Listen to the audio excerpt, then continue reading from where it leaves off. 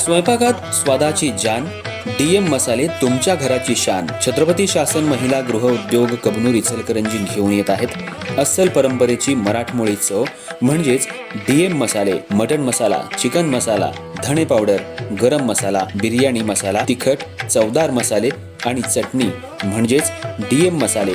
तर आजच आपल्या जेवणाची रंगत वाढवण्यासाठी केमिकल विरहित डीएम मसाले, गृहिणींच्या मनातले मसाले आणि चटणी अवश्य वापरा.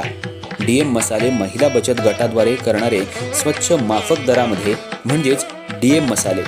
संपर्क दिव्याताई मगदूम, मोबाईल 91 30 80 22 55.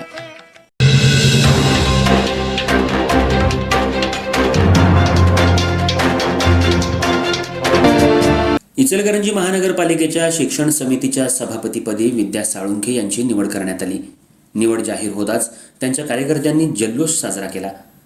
यावेळी भव्य मिरवणूक काढण्यात आली. गुलालाची उधळण, फटाक्यांची आतषबाजी आणि डीजेच्या तालावर नृत्य करत कार्यकर्त्यांनी विद्या साळुंखे यांचं जंगी स्वागत केलं.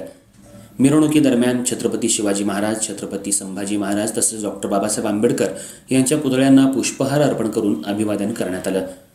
माजी नगरसेवक मनोज साळुंखे यांनी आपल्या कार्यकाळात प्रभागात मोठ्या प्रमाणात विकास कामं केली आहेत. कोरोना काळात त्यांनी गोरगरीब नागरिकांना मोठ्या प्रमाणात मदत केली होती. नगरसेवक कसा असावा तर मनोज साळुंखे यांच्यासारखा असावा या उद्देशानं त्यांनी जनतेची कामं केली असल्याची भावना कार्यकर्त्यांनी व्यक्त केली.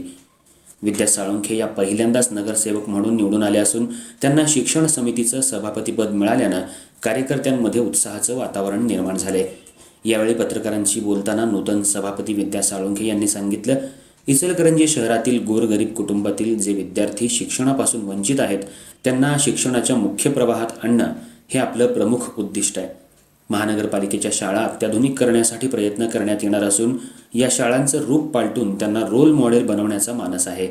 दरम्यान विद्या साळुंखे यांच्या निवडीबद्दल साळुंखे परिवारावर शुभेच्छांचा वर्षाव करण्यात आला.